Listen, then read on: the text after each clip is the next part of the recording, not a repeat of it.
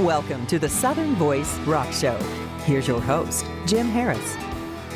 We have an exciting episode for you today. With us from the legendary Grand Funk Railroad, Don Brewer. Don's going to talk to us about how Grand Funk got its start from an unbilled guest appearance at an Atlanta concert and in short order became the largest band in the world.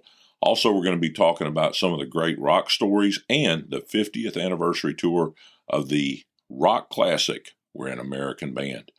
Also with us today is Lou Van Dora from the killer 70s band Rex.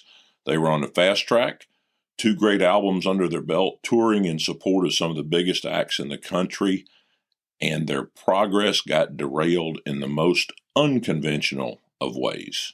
And we're going to talk with Lou about that today. So, let's get started. Welcome to the Southern Voice Rock Show, Don Brewer. Hey, Jim, how you doing? Great, man. Thank you so much for taking time to be with us today. We've got a lot to talk about with Grand Funk, but one of the things that I want to start out with is the backstory on how you guys really hit the spotlight. And I grew up in Atlanta, so there's about 1 million stories that circulate about how you guys ended up at the 69 Atlanta International Pop Festival. And by all accounts, that helped be a springboard for you guys into a record deal. I thought, now that I've got an opportunity, we'd go straight to the proverbial horse's mouth. It was really a friend of a friend of a friend, told us, hey, I know a guy that's working this, big pop festival down in Atlanta. It's the first year. And, they're open. If you guys want to get down there, they'll put you on opening act, opening day. We were a totally unknown band. We had been the Pack and Terry Knight and the Pack and all these other regional bands up in Michigan, Ohio, Pennsylvania. We had just changed our name to Grand Funk Railroad. Nobody had a clue who we were. We rented a trailer and borrowed a guy's van, and all of us jumped in the van and we put all our gear in the trailer, and we off we go to Atlanta. We weren't going to make any money on it. It was solely just exposure, just to get on stage. On the way down there, we wrecked the trailer in someplace, I think, along in Tennessee. We ended up having to put all the stuff back in the trailer, get the trailer fixed, and then make it down to the show. And boy, was it hot. It must have been 100 degrees when we got down there. But, we got on stage, and opening act, opening day, the audience went crazy. They loved the band. The promoters were happy. Everybody was happy. They invited us back the next day. They said, we'll put you on third spot in. And so, so we're making our way. They put us on for 3 days. Word of mouth spread from that show across the South. Everybody's got to see Grand Funk Railroad. That really set us up. It was the whole setup for Grand Funk. You'd done a couple of albums, I think, independently produced, but that led to your first record deal, didn't it? Yeah, we had never done a record as Grand Funk. We had other hits as the Pack and Terry Knight and the Pack, but we never had a record as Grand Funk Railroad, and that got us noticed, like I say, through people in the South, and then people started talking, and pretty soon, Capitol Records, started calling. They called our manager, Terry. They were interested in the band. All right, well, I'm going to give you an opportunity to tell a great story here, but it's going to have to be a great story, and I'll tell you why. The story that you're going to have to beat from the 69 Atlanta Pop Festival is from Bonnie Bramlett, and her story involves stealing an ambulance or borrowing an ambulance along with Janis Joplin to make a liquor store run and being chased by the police when they came back. Can you beat that?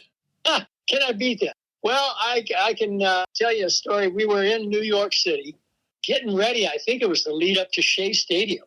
We had a billboard, probably the first rock billboard ever in Times Square. Our 3 faces up on the billboard in Times Square, advertising the Closer to Home album. And we're in New York, just being treated like royalty. And so we go out on the town with the crew and the band and everybody.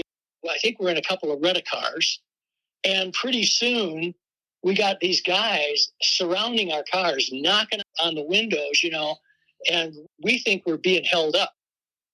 But it was undercover cops that thought that we had pot and drugs in the cars. And so we take off, and these cops start chasing us, running down the road, and we're running we're driving all around New York from block after block, trying to get away from them. And we finally find a police station. We pull up in front of the police station and go running in. We go, well, these guys these crooks are chasing us, and pretty soon these cops run in after, and they say, no, as we want to arrest you because, we think you've got pot in the car. One of us could smell pot. So they arrested us. We told them, they said, look, we're in town to do Shea Stadium. Go down and look at the billboard. That's us. And one of the guys went, yep, that's them. They called management and got us out of the pickle because we didn't have drugs in the car. But these guys thought because we were long-haired hippies driving around in cars that we had drugs. In those days, a band in town to do a show would be a pretty safe bet if you were a cop looking for someone to arrest. That's right. That's right. Yeah. That's my story. That's a pretty good one. I'll give you points for that one. I'll share it with Bonnie and see how impressed she is and see if she thinks you beat her story. Well, back to Atlanta again. You guys by all accounts did a killer show, but then you came back the next year, and the word about that show was that you guys came back, which by the time Grand Funk had already turned into a force of nature, you guys just came back as a thank you. Yeah, we definitely were invited back. I mean, I think Hendrix was on that second Atlanta Pop Festival. I think Hendrix was on there. We stayed around to see him. But, yeah, we were pretty big shit that year.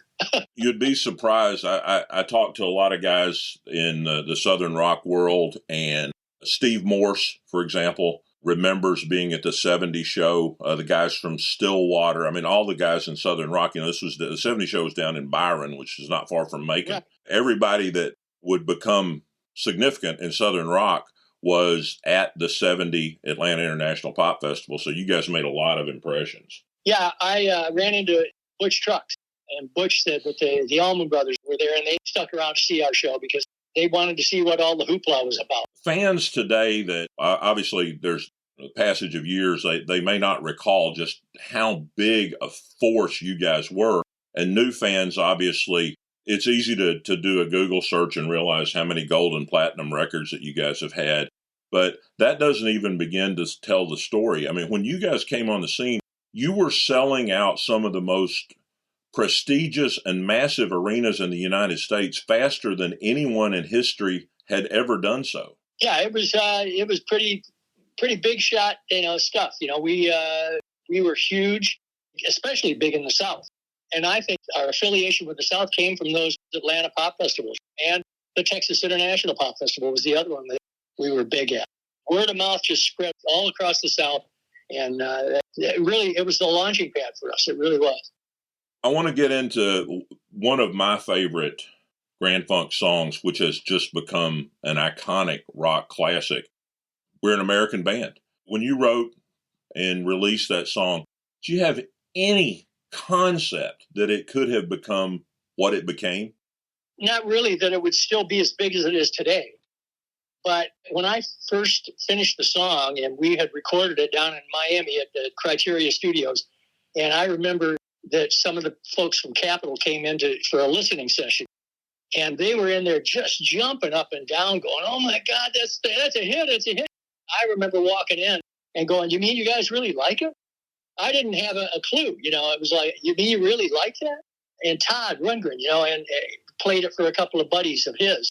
And they are all like, just jumping up and down at what a great record it was, and I'm going, really? You like that much? That was my first inkling, but did I think it would still be around today and still be as big as it is today? And we're playing for audiences now, and everybody is on their feet for that song. Everybody knows that song. Did I think it then? No. I never would have dreamed it. And in spite of what folks may think from the Saturday Night Live episode and Blue Oyster Cult, I think we'd all have to agree that We're an American Band is what put the cowbell on the musical map. Yeah, it did. I mean, maybe Mississippi Queen, maybe that was the other one. But I definitely think We're an American Band was all about the cowbell. Don, that song has been covered by a lot of great artists, too many to even name here. But of all the covers that have been done of that song, is there one that you would consider a favorite? Only ours. I've never heard anybody take it and take it to another place, which I've always been kind of disappointed. that everybody kind of just does it the way we did it. And I've heard a lot of people do covers. Whenever we've done covers, we always make it our own, do it a little different take. And nobody has done American Band any different. Rob Zombie, when he first said, yeah, I'm going to do that, I'm going to record it, I went, oh, this will be interesting. And when I heard it back, it was like, well, it's just his voice over a track very similar to ours. So there's a message to all you rockers out there. You need to redefine the song, make it your own. Yeah. When you guys hit the stage, and you've got a pretty significant number of dates this year, and by the way, you're touring with some great artists, and we'll get to that in just a second, but by my count, you have, I think, 13 gold and 10 platinum records. So of all that library to draw from, what makes the set list today? Well, we focus on the hits. We don't do a lot of deep album cuts. Probably the deepest album cut we do is Inside Looking Out, which is a cover of a song that was done by the Animals, and we did it our own way. And boy, it's a great rendition. That's about the deepest cut. Other than that, I mean, we're sticking to stuff that people know: rock and roll, soul, footstep music. That's maybe a little more of a deep cut. Locomotion, Some Kind of Wonderful, We're an American Band, Closer to Home. We know that the people want to hear the hits, and that's what we present. We also have some new songs that we do in the show. This piece that's all everybody playing percussion called Lightning and Thunder. We also have a couple others that we've worked into the show over the years. We like to experiment. Over the past 23 years that we've been touring with this particular incarnation of the band, we like to experiment with new stuff, live. And we figure if it goes over live, it's worth a go. So that's what we do. But we focus on the hits, really. As you mentioned, you guys are not adverse to doing covers as well. And last week, actually, we mentioned my favorite of your covers, which is from the Caught in the Act live album, Give Me Shelter. Oh, wow. Yeah. Great cover of that song. I think it's a better cover better recording than the one we did on, I think it was Phoenix, the studio one. Yeah, I think the Caught in the Act one was better. I think that album did a great job, as best you could for vinyl, of capturing what Grand Funk was live. I think so, too. Yeah. You mentioned the current lineup of the band. You guys have had some, what I call serious horsepower for a long time. Can you tell us just briefly who you have and who the fans can look forward to seeing? Well, we are celebrating the 50th anniversary of We're an American Band this year, and we've got a bunch of guys that we've been touring with now for 23 years. Of course, myself and Mel Shocker, founding members of Grand Funk, along with Max Carl, formerly of 38 Special, another Southern band, and Jack Mack and the Heart Attack is Max. Probably the last of the blue-eyed soul singers on this planet. He's just a great front man, a great singer. I've got Bruce Kulick, who played guitar for Kiss for 12 years when they took their makeup off back in, I think it was the 80s, going into the 90s. Bruce has been a friend of mine ever since I was touring with Bob Seger. He was touring with Michael Bolton. We hit it off back then, and we got Bruce in the band. And then we've got Tim Cashin playing keyboards and singing backup. And Tim is from Bob Seger and the Silver Bullet Band from a couple of tours in, I think, the 90s. That's the band. It's just a great band. It really is. By all accounts, I mean, the fans just absolutely love the shows. I keep seeing online on different social media where people they're going to a show and then they're traveling to go to the next one and another one and so on and so forth. We have some of those, yeah, with Roadkill. The best place for new and established fans to keep up with the band's news, tour dates, and so on and so forth, is that going to be the Grand Funk Railroad website? GrandFunkRailroad.com, that's it. And we've got a feature on there called Out on the Road. I haven't been updating it lately, but we've got a history going back, 7, 8, 9 years. Great shots and great little stories of being out on the road. I would advise everybody to take a look at that. It really gives you a feel of what the show's all about. Before we wrap it up, can you tell us a couple of the acts that you're going to be sharing the stage with on your tour this year? We're doing some shows with Jefferson Starship. We're also doing some shows with, I think, Foghat. And I'm trying to remember who else I've seen on the schedule. There's a couple others that pop in there every now and then. But they've been kind of teaming us up with Jefferson Starship a lot, which is a great band. A bunch of great hit songs there too. I know that you guys have a show in early June with Wet Willie. I didn't know about that one. June 2nd with Wet Willie at the Fred down in Peachtree City. Unfortunately, it's sold out, but you guys will be back later in the summer in Sandy Springs. I didn't know that. Wow, that's great. I can't wait to see Jimmy Hall. He's a good friend. Wow. Great band, and what a great lineup. You guys have a lot for fans to look forward to this year. I want to thank you so much for taking time out of your day to visit with us and to share some Grand Funk stories with our listeners. And I really appreciate it. Hope we can connect again soon. Sounds good, man. Thank you. I appreciate it. In this week's covers, we want to recommend a remake of the Lynyrd Skynyrd classic, That Smell from Street Survivors. It's by the Southern band Three Doors Down from their live album, 17 Days, and it starts out with lead singer Brad Arnold saying, "This is a song from a time when rock and roll was really rock and roll. We couldn't agree more." Check it out and let us know what you think.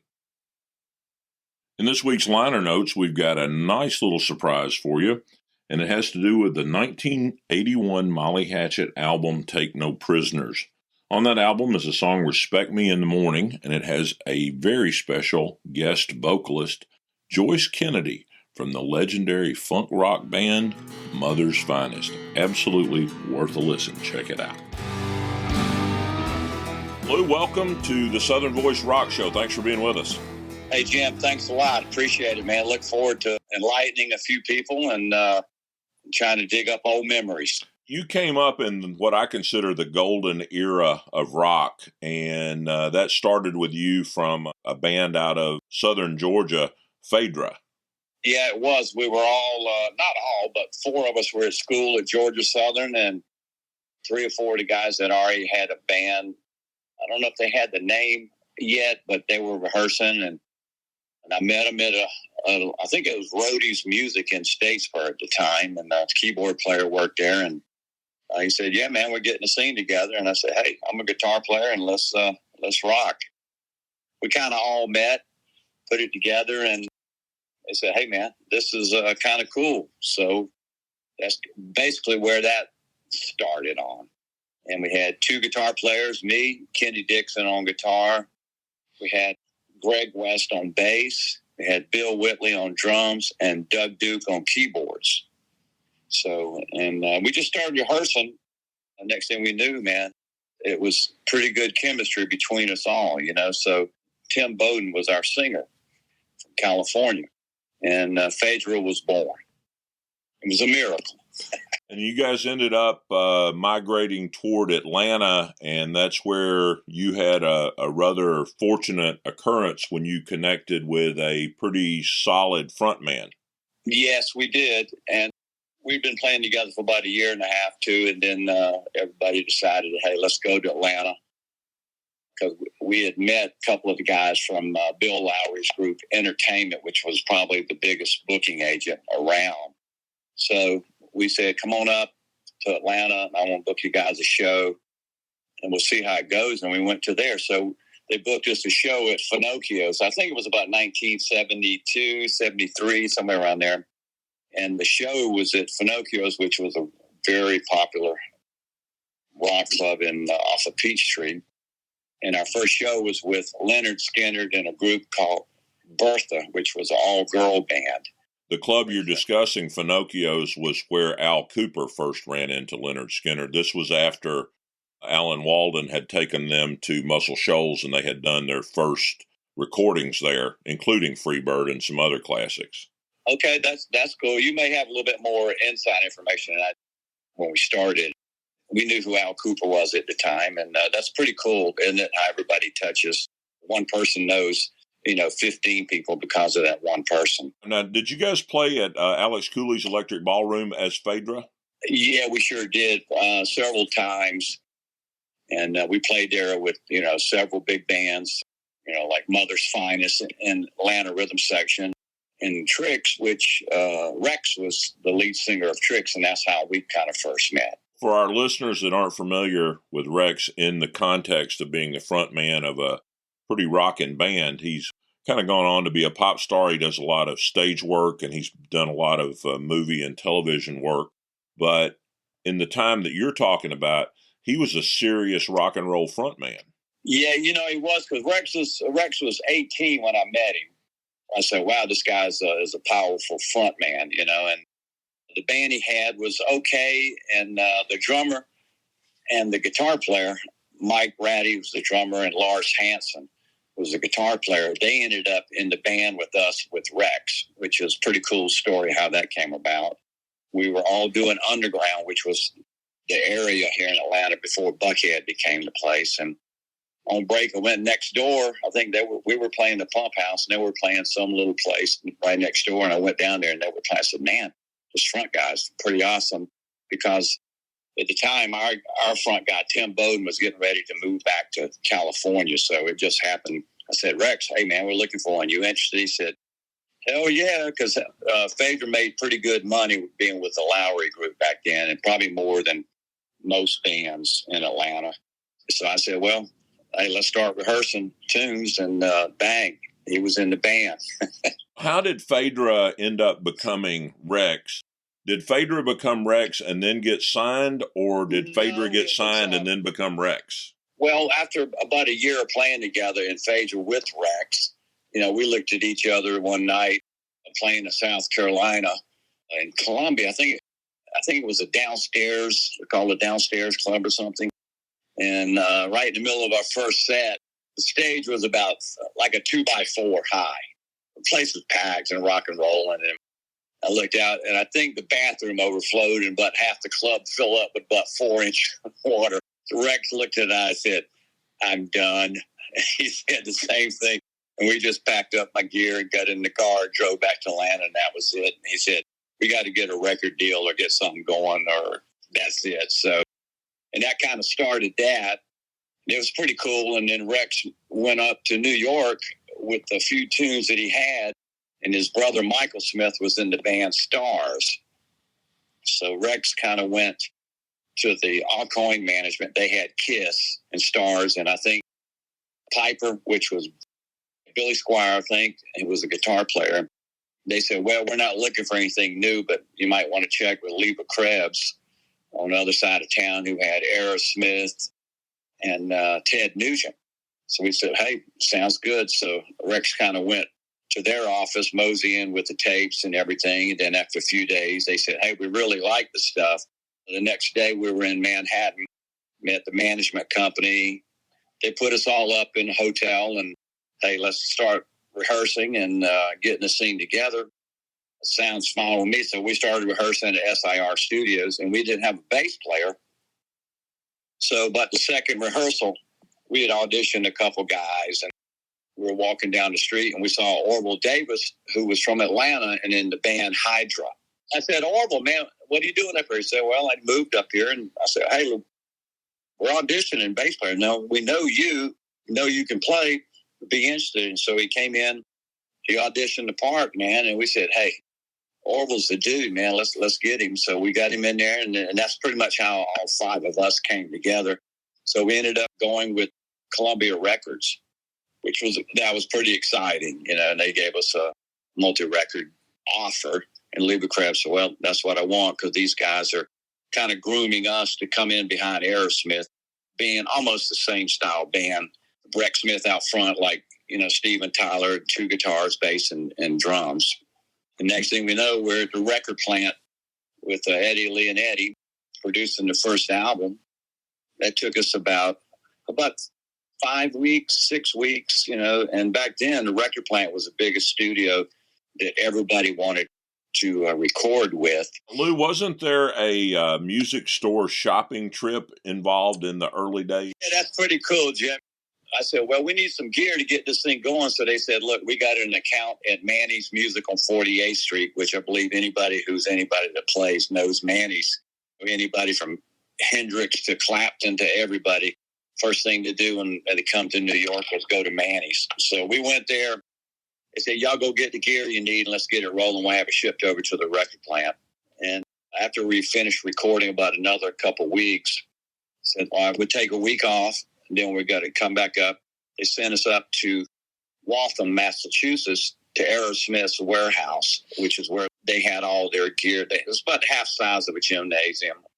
they had a complete stage where it was big enough for them to do, monitors and sound and lights. And we had about 2.5, 3 weeks up there rehearsing for the first tour. They said, well, we're going out with Nugent. I said, that's cool. That's better than going out with a local band in Atlanta. And the first show that Rex played as a warm-up to our tour was Electric Ballroom in Atlanta for Rex. And then the next night, we played the Fox Theater with Ted Nugent.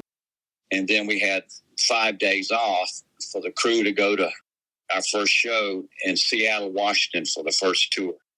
So we went from playing the Electric Ballroom as Phaedra with Rex, and then we went to opening for Ted Nugent for 100,000 people. I think it's the King Dome. Yeah. Earlier, you mentioned Michael Smith and Stars. I think Stars' path is a little bit like your all's in that they were being groomed to be the next big thing behind Kiss. Exactly. And you guys were being groomed to be the next big thing behind Aerosmith. And your situation is a little different than theirs. Theirs went sideways because the record company just really made what I think were some bad decisions as far as promoting Stars. And yours was, a little different situation. But anyway, we'll get right back to that. All you guys have been responsible for just some amazing work.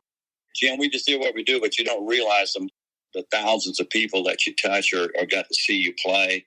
For us to be able to go out and do over 300 shows with, stadiums and coliseums and stuff like the Fox Theater was about the smallest show we played, 4,500 people. So you guys dropped the first album, you head out on tour, you're supporting Ted Nugent. All of a sudden you're in front of the largest crowds you've ever played in front of. How'd that go? It was just like, hey, we got up, went down to Underground, played again. Because we've been playing for people, and it was just like, man, it's the same thing, except we're playing for, 50, 60, 70, 80, 100,000 people in a stadium or a coliseum or outdoor festival, whatever it was. But it was awesome. The sound of, your guitar kicking off with those sound systems about as big as 3 houses. Tell us about being out with Skynyrd in 77. Well, we played with them on those shows before they crashed, and Orville knew all those guys, from Hydra. He was a little bit, closer to that group. And then Orville said, I may fly down with Leonard Skynyrd. I said, and the roadman said, no, you got to go with us, man. We were somewhere in South Carolina, Jim, I can't remember exactly the city. And they said, well, that was on the 18th or 19th of October, and then we were scheduled for Macon Coliseum on the 20th, which was my birthday. And then we found out the plane crashed. And you guys were actually supporting Nugent and Macon because they were there. Derek St. Holmes was telling me the story about how Alex came up to them and broke the news, and it was just, right. Everybody was in shock. And were you guys in Greenville for Skynyrd's last show? Yeah, we were. I'm pretty sure we were, because we did a lot of dates with them. It was us and Skynyrd and Nugent.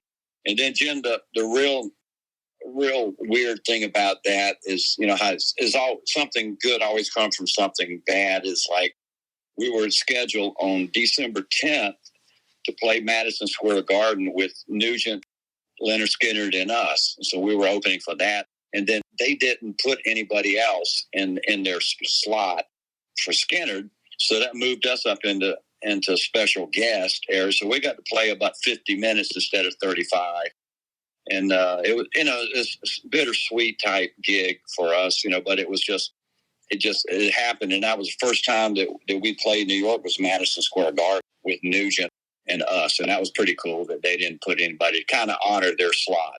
All right, so Lou, you guys had a second album. You had 2 really good tours under your belt. You were building an audience. You had your live show Refined, and there were plans for a third album, but then all of a sudden something happened with Rex. What happened?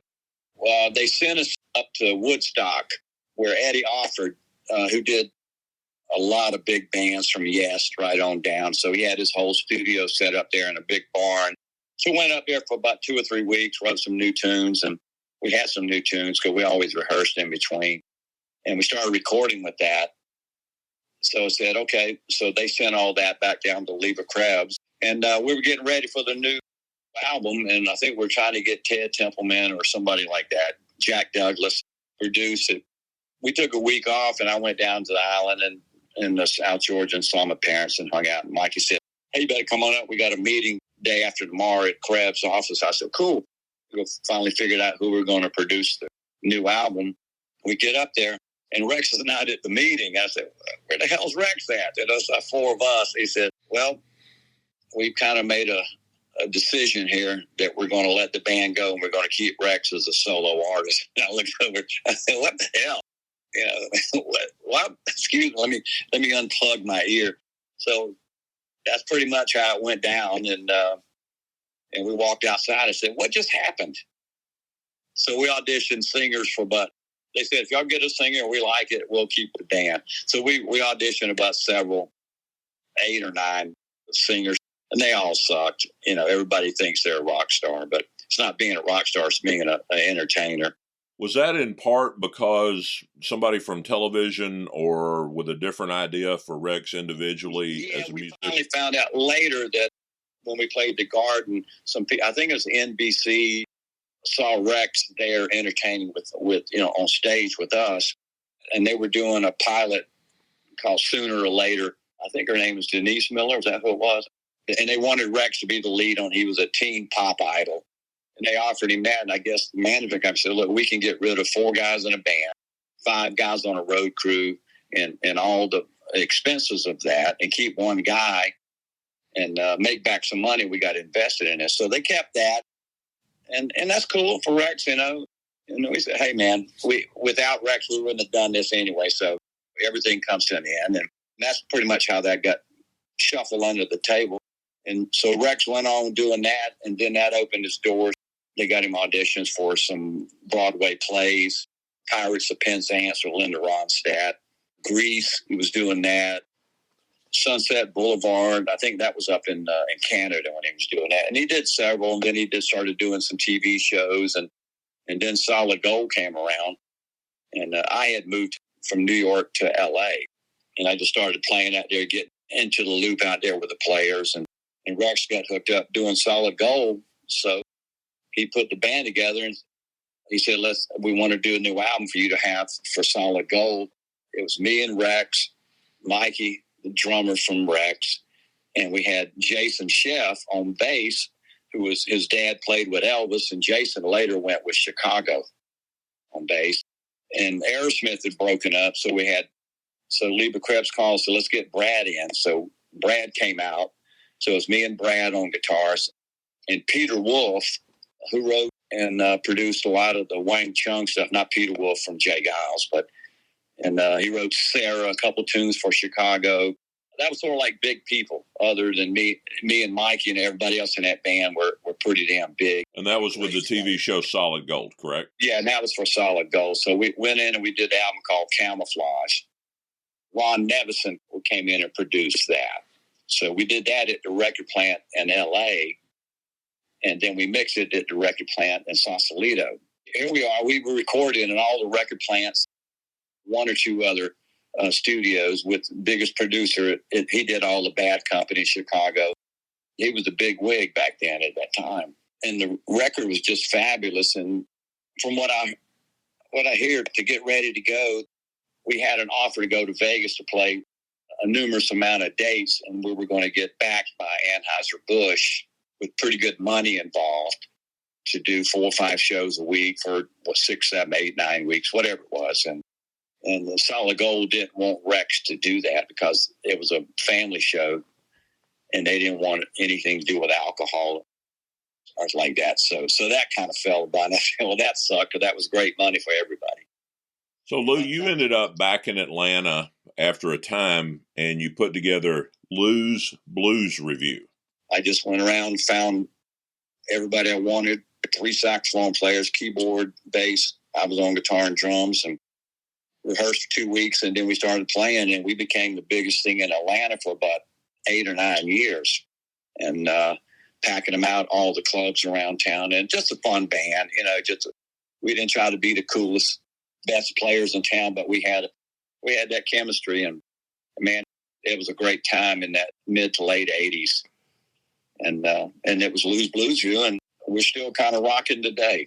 Lou, for someone that wants to find out more about you and Lou's Blues Reviews, and maybe find your dates that you're out and whatever, what's the best way for them to do that? Just go to bluesreview.com, L-O-U-S, blues, B-L-U-E-S, review, R-E-V-U-E.com. So are you still having fun in rock and roll? We do, man. I look over, I said, man, I just can't believe that we've been doing this for 30-something years, with these guys, and it's the same 6 guys. And it's just something cool, and I think it's going to be my last hurrah with bands. But you never say last. Look at the Stones, they're all almost 80. I saw the Scorpions at Chastain a couple of years ago, and Rudy and all those guys were in their 70s, and I mean, they look like teenagers. They were high energy. Hey, we played a lot of dates with them out in California, and we played Anaheim Stadium, bands like that, and it's just wow, man. Just those guys are still doing it. And I had found a picture of the Whiskey. We played a private party for the release of the first album for the record people, radio, and all that. I think they had AC/DC, Van Halen, Rex, and the Runaways was on that bill for the week. And these bands had either no record deal or had just gotten record deal. I think AC/DC might have been the only band that had some kind of record deal. But the Van Halen, they actually played at the Starwood with Devo for our first album release party. We're sitting upstairs with leather jackets and sunglasses on, and they're drinking champagne. I'm going, man, damn, this band's pretty damn good, man. That guitar player can play. Yeah. And then about 6 months later, their first album came out, and then everybody knows the story about that. Lou, I'm going to thank you so much for taking your time and being so generous Jim, being with us today. Pleasure, man. Trolling down memory lane here with you, and I hope everybody supports you. I know I will. I'm going to get this out to all my buddies, and I hope everybody out there in Radio Land and Pod Land just get on the band. This man Jim is kind of doing it for all the Southern rock guys and just for rock and roll itself. And it's been a pleasure to sit and talk with you, Jim, and I thank you very much. In this week's Hidden Gem, we're going to recommend an album, Reloaded Live, by Texas band Point Blank. It has 13 tracks, including their hits Nicole and The Hard Way, and it is an excellent example of great Southern rock and roll. Check it out. We think you'll like it. I want to thank our guests, Don Brewer and Lou Van Dora, and we'll be back next week with another episode of the Southern Voice Rock Show. Thanks for listening.